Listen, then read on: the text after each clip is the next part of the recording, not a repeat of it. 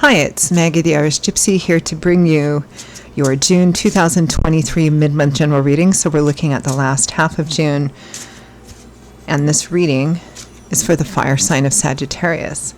Welcome everyone. I hope you're all doing well. As always, thank you for being here, for watching the videos, for hitting that like button, sharing, subscribing. Those of you who reach out for personal readings and who also refer and recommend, thank you so much. Okay, Sagittarius, this is for you, last half of June 2023, if your sun, moon, rising, or Venus sign is in Sagittarius. If you're also cross-watching for a Sagittarian, this is still relevant.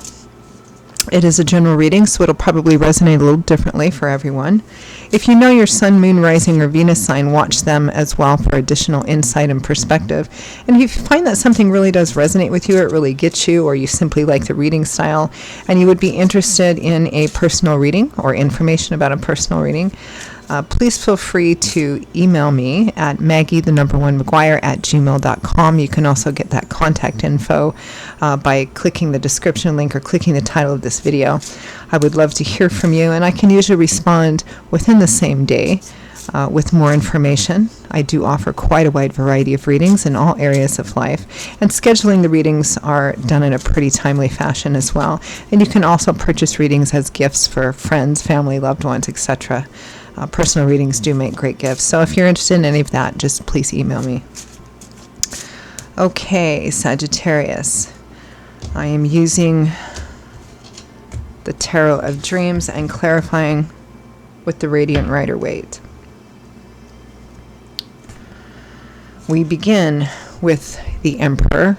Interesting, because Aries got this too a couple of times.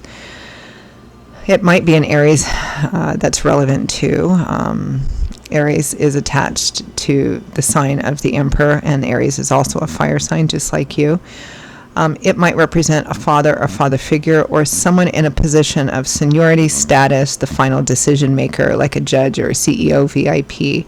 It can also just represent, being the Emperor, the energy of being the Emperor who rules all the kingdoms, all the kings and queens. It's a very big job.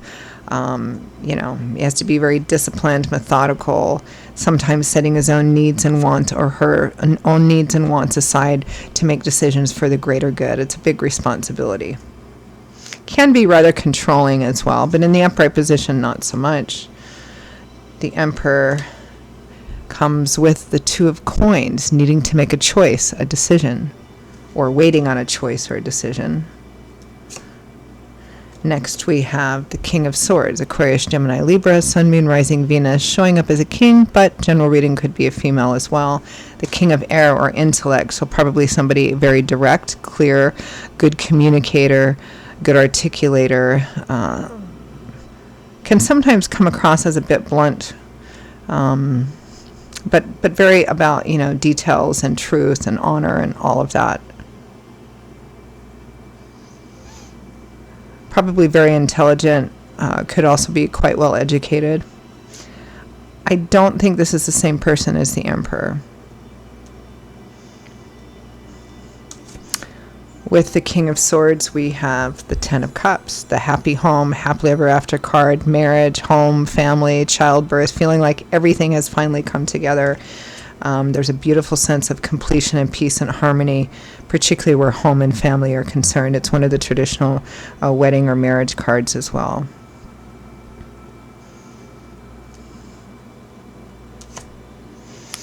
Next, we have the World, the last major arcana card in the tarot. So this can represent a major cycle completing a pretty significant chapter or set of chapters in your life, coming to an end and graduation and moving on to something new.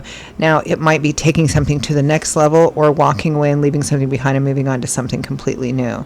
It's typically a card of moving to a brand new landscape full of different options and opportunities. It can sometimes represent world travel as well.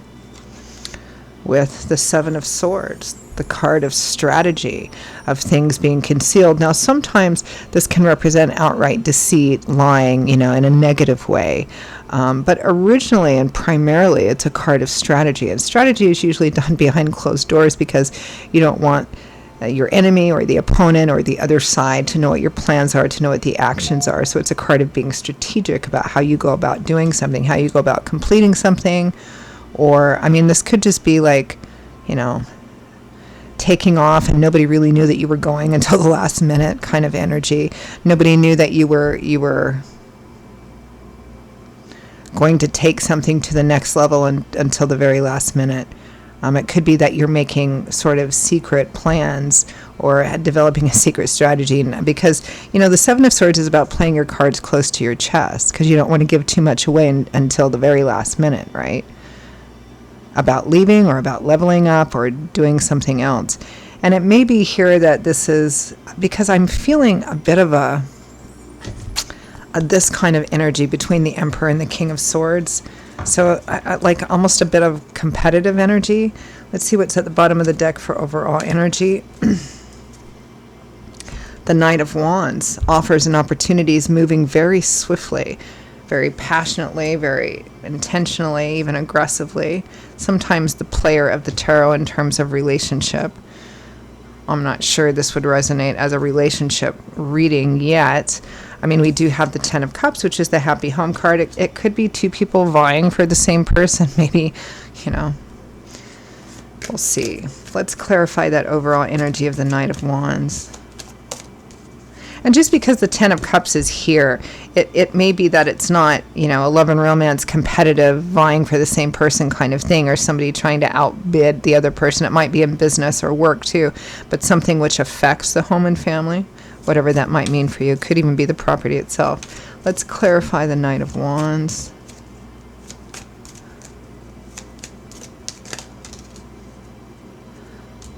Interesting. The Four of Wands just fell out, and that's the other happy home, marriage, celebratory card as well.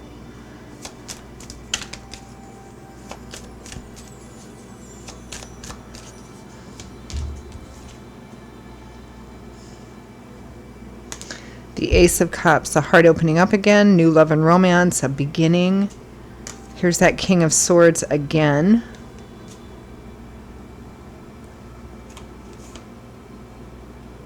Oh, the Seven of Swords again, and the Empress, who is the Emperor's natural mate. And I'm kind of almost getting a you energy off this Emperor.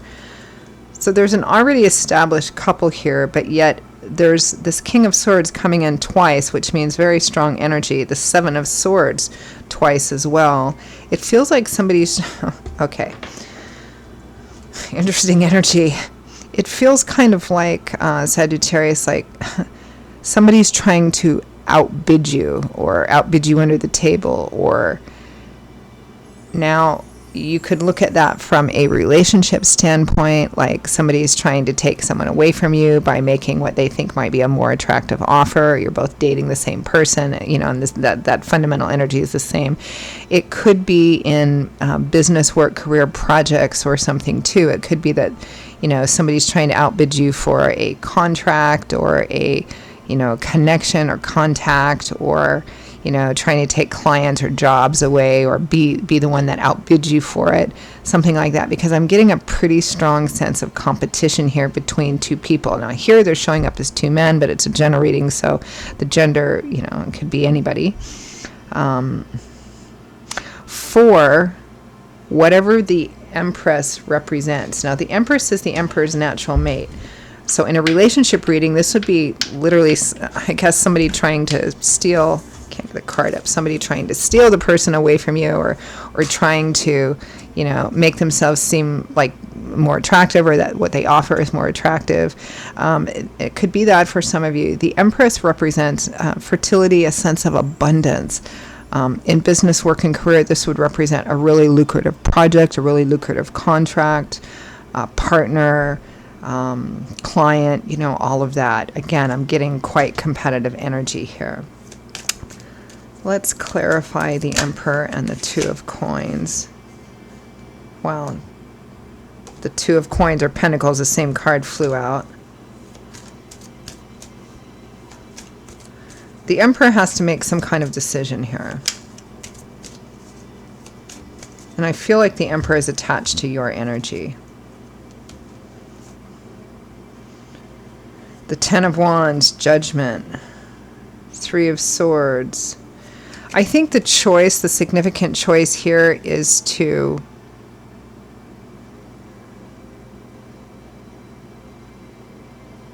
we have a significant crossroads choice here with Judgment. We have the Three of Swords, which represent heartache, heartbreak, or disappointment, and we have the Ten of Wands, which represents laying down a heavy burden. I feel like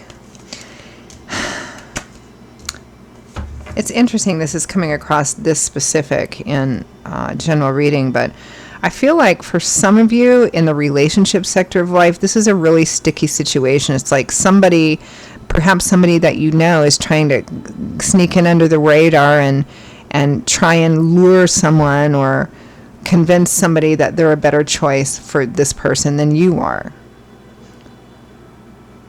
In business and work, it's the same energy. That's what I'm getting here. But I feel like the person trying to do it and the person that you're already connected with or trying to get, or the contract or whatever, like, you know, because from you I'm getting kind of a sense of why would they do this, or why would they consider this, you know, almost like this sense of hurt, you know. Let's take a look at this King of Swords and the Ten of Cups. What is up with this King of Swords?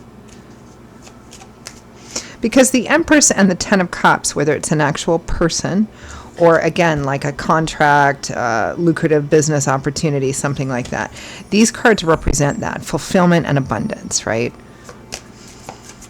And this King of Swords is really intent on doing it, but I don't know if I like this quite so much. The energy is kind of, it's a bit sneaky with the Seven of Swords. Now, you can reverse it. I mean, you could be the one, you know, being strategic.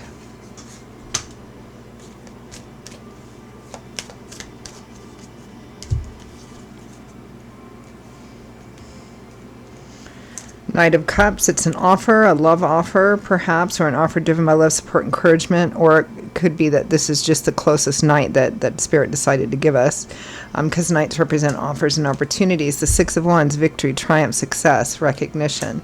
Yeah, somebody's trying to outshine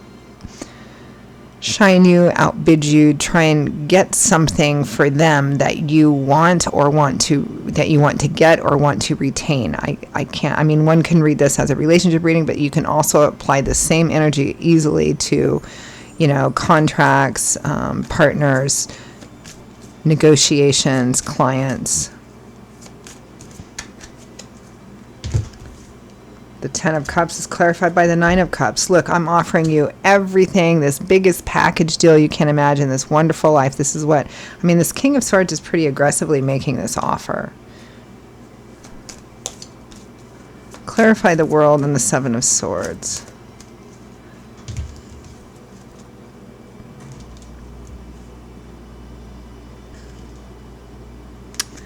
The Wheel of Fortune, divine timing and orchestration.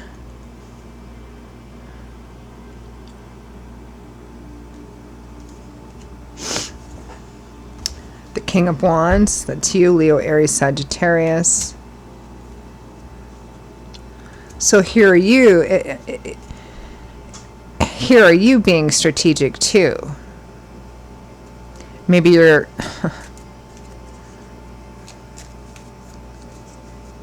clarify Seven of Swords. This is a really strange reading. It feels like I'm reading one person, almost like one person's particular story. It feels like a very competitive competition for someone or something. Each trying to outdo the other, each trying to outbid the other, each trying to outshine the other. That's what I'm getting.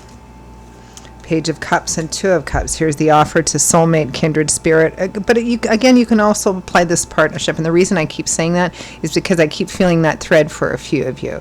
Many of you, I think this is going to be a relationship reading or something which strongly affects the relationship. But yeah, there's like competition going on over a person or over some kind of business opportunity, contract, you know, connection, all of that. And they keep trying to out-offer each other here, including you.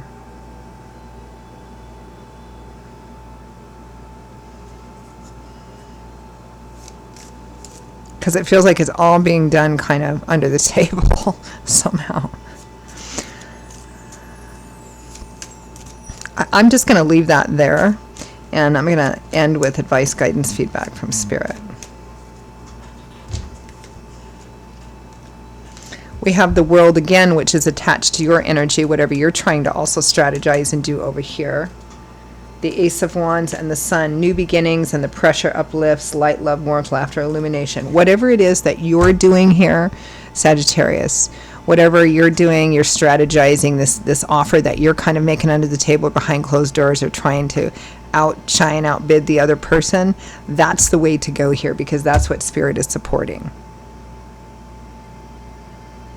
What that is for each Sagittarius that this resonates with is probably going to be different, but whatever it is that you're strategizing about, whatever offer it is that you make to this person, place, or situation that you think is a great partner for you, or to continue to be a great partner, that's the way to go here.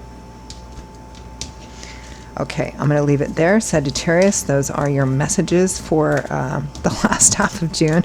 Really a kind of strange but fascinating read there. Again, if this resonated with you and you'd like to take a deeper look at something, or you really like the reading style and you would like to reach out for personal reading or information about that, please feel free to email me directly at Maggie1McGuire@gmail.com. I would be delighted to hear from you and to work with you. I will see you all in a couple of weeks for the July general readings. Until then, stay safe and well, and I hope to see you back here again soon. Bye-bye.